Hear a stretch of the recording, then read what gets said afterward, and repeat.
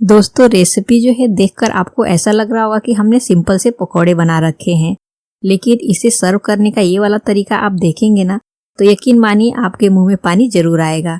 इतना टेस्टी और चटपटा बनकर तैयार होता है कि आप इसे बनाए बिना रह नहीं पाएंगे। तो चलिए रेसिपी शुरू करते हैं। तो इसे हम बनाएंगे शिमला मिर्च से। तो यहाँ पे मैंने 2 शिमला मिर्च लिया है, इसे मैंने धोकर साफ कर लिया है।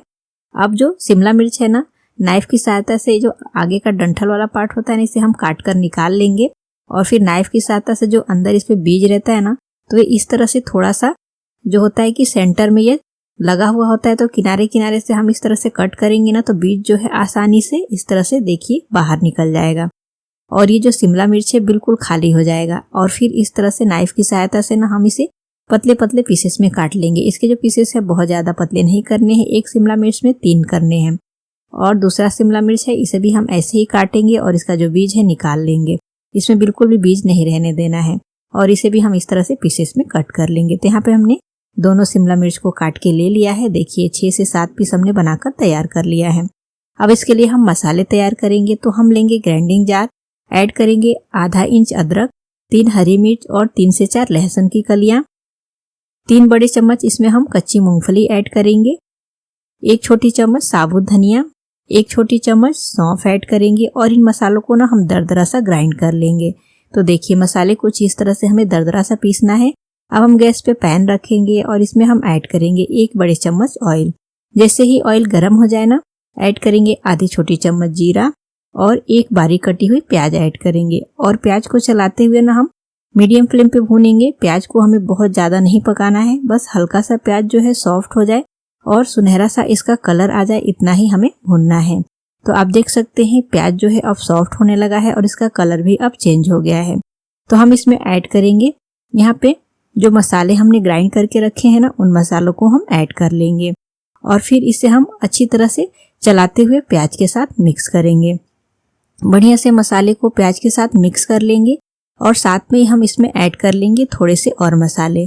तो हम इसमें ऐड करेंगे 1 छोटी चम्मच नमक।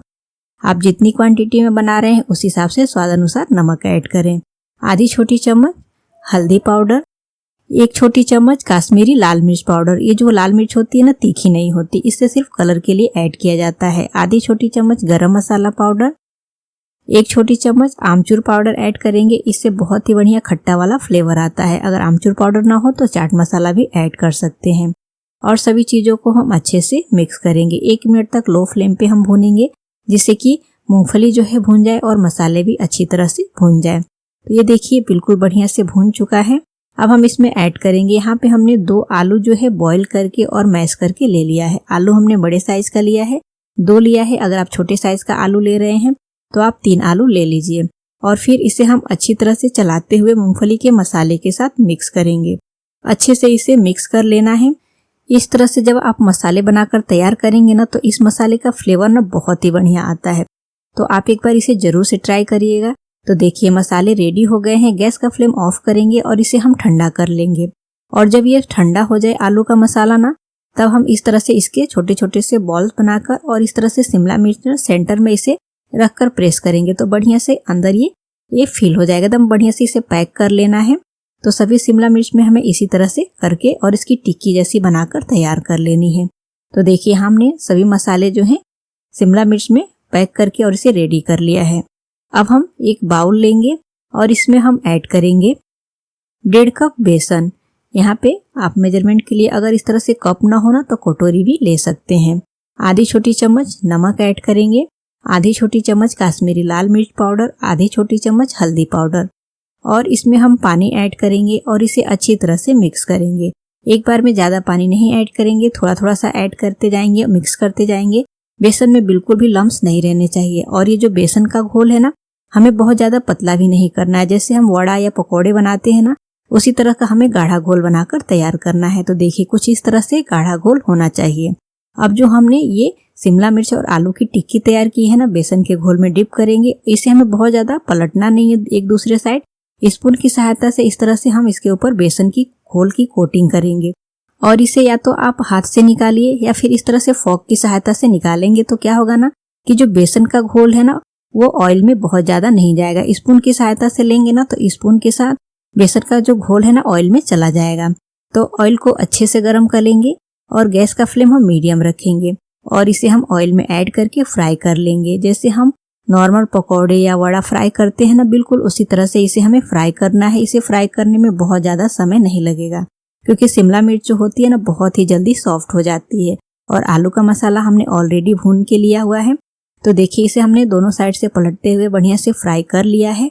इसका जो कलर है एकदम परफेक्ट आ गया है। तो अब इसे हम निकाल कर प्लेट में ट्रांसफर कर लेंगे और जो बाकी की बची हुई शिमला मिर्च की टिक्की है ना, उसे भी हम इसी तरह से बेसन के घोल में डिप करके ऑयल में ऐड करके फ्राई कर लेंगे। तो यहाँ पे हमने सभी शिमला मिर्च के जो पकौड़े हैं बनाकर तैयार कर लिया है। इस तरह से आप शिमला मिर्च के पकौड़े बनाएंगे ना, तो जो लोग शिमला मिर्च नहीं भी खाते हैं ना, ये पकौड़े मांग कर खाएंगे, आप यकीन मानिए।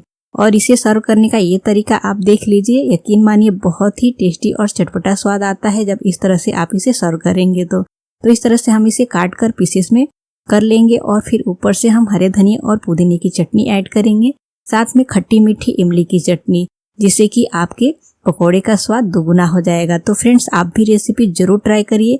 रेसिपी अच्छी लगे तो हमें कमेंट करके जरूर बताइए। वीडियो को लाइक करिए, शेयर करिए और चैनल को भी सब्सक्राइब करिए।